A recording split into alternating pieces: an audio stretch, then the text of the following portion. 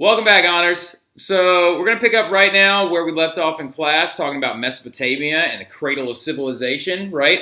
Early river valley civilizations and the origins of civilizations in the Middle East, right? Yeah, as you can see, the big sleepy boy behind me, that's my big boy Rufio. Hey, what are you doing? Howdy. Oh, that's a good boy. Like I said, he likes to sleep a lot, so we usually hang out in the afternoons. And you guys said you wanted to see him, so there he is. And yeah, he's a big boy. Anyway, so he'll probably just lay back there and go back to bed. Now, anyway, so let's go ahead and get started. The earliest civilization, of course, was Mesopotamia. Now, a nickname for the civilization was also known as the Fertile Crescent, right? Now, it's the earliest of all civilizations, as goes for people making permanent settlements. So I know a lot of y'all probably were asking yourselves, it's like, well, if a civilization is just an organized government structure, a complex religious system, intellectual and artistic activity, social class structures, concentration of people, and like large base agriculture, couldn't even a small city be considered civilization?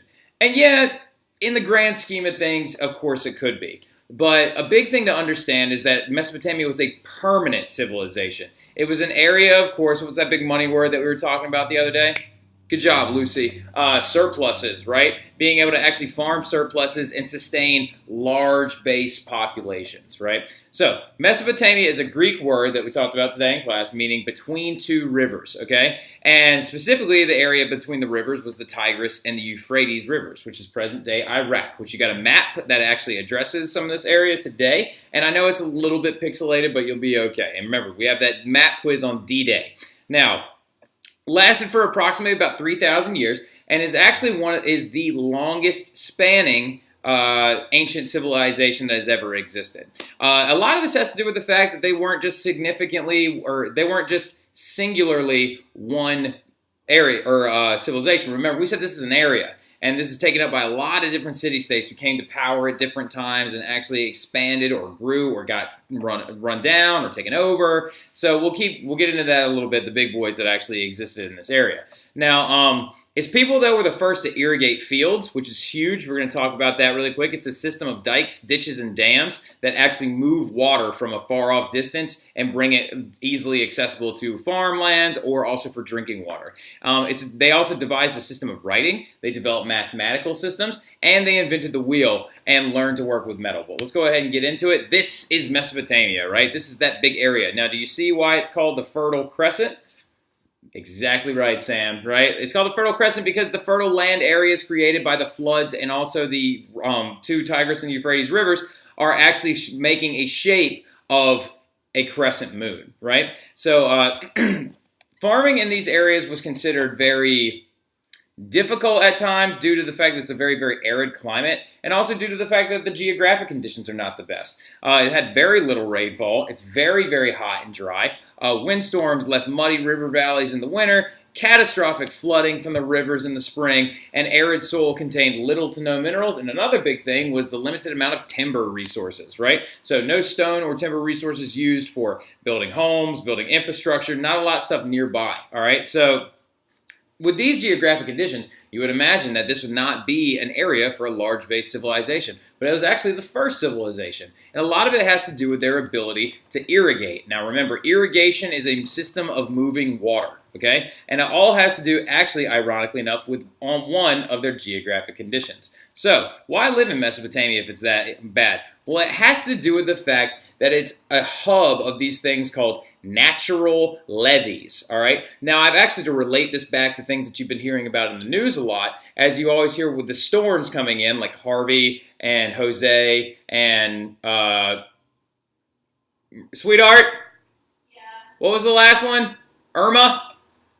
Hurricane? Yeah. You really asking me that? I'm just double checking. It's Irma, isn't it? It's Irma. Yeah, Irma. You hear about a lot of these different things, these levees breaking. Well, these are man-made levees that they're talking about. And a levee, of course, is an embankment for holding back water. One of the worst situations where the levees have been broken was actually during Katrina in New Orleans in 2000 first kid to come into my room tomorrow morning, it can be before the bell, it does not matter, will receive extra credit on their D-Day map quiz and get one question back for free. if you can tell me what year Hurricane Katrina actually broke the levees in New Orleans. All right, so there you go, a little extra credit opportunity, right? Now, speaking of what a natural levee is, though, it's a large embankment of fertile soil and silt sediment buildup, all right? And what it does is it actually drains the water off and made irrigation very, very simple because all they had to do was cut into these natural levees, right? It created a high and safe floodplain. It made irrigation and canal construction very, very simple. And these canals were actually permanent installments, so they held the test of time, all right? And they only had to build these like canals or ditches, dikes and dams, and that could be permanent things that actually made it easy to move the water in and out. Now, really, really quickly, some of you are hearing a couple words. You're hearing dike and dam, and the big difference between a dike and a dam is the fact that a dike actually opens and closes, and a dam is actually a permanent installment. So provides protection as well from the river, or from the massive, massive floods that would actually happen, and the floodwaters are actually even integrated into their religious system.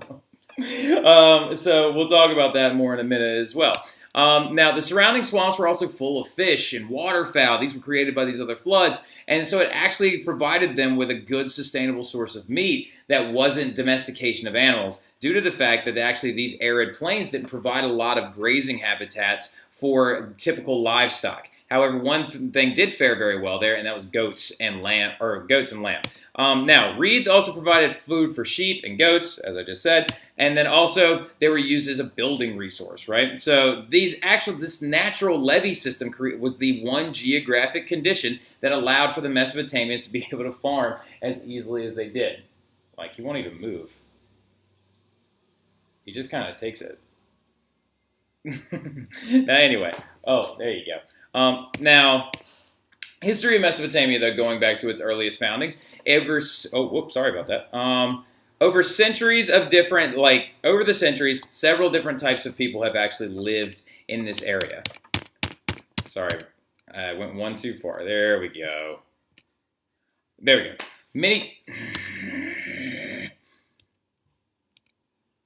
There we go. All right, I won't touch it this time.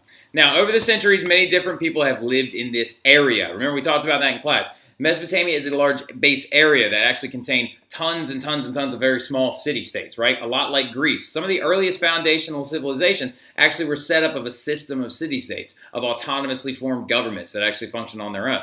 The big four, though, are the Sumerians, or Sumer, in the southern region, and that lasted from 35 to 2000 BCE, and then the Akkadians, or the Akkad, and that was in the northern area, and that lasted from 2340 to 2180 BC. They're not really considered a very, very large base civilization because they lasted for such a small amount of time, because they were actually taken over by the Babylonians, which is the one that you hear of the most. And these are the two regions that were unified, and that was from 1830 BC to 1500 BC. And also, they came back again, as you can see right there where it says 650 to 500. That was the Neo-Babylonian era. Remember today when I was talking about Nebuchadnezzar in class? That's the kingdom that he founded. And then there was also the Assyrians, which came between the Babylonian and the Neo-Babylonian empire. All right, so let's keep going now.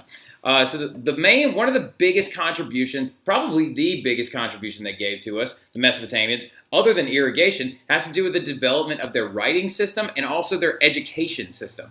So, of course, the development of their writing system, as you know it, was a form called cuneiform. All right. Now, if you haven't heard of this before, it's not going to be a huge, huge issue, but we'll get into it in a minute.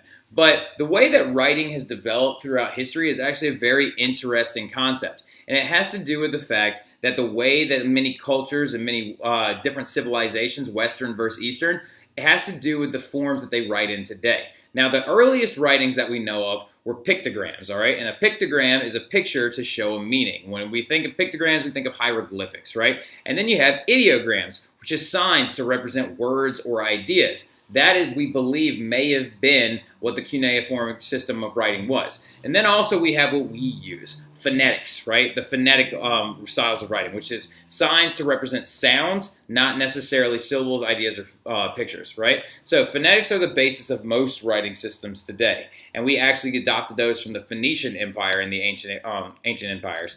Now, the greatest contribution that the Mesopotamians gave us to Western civilization was their writing system. That's the portion right there. That's what it says that my face is covering up a little bit.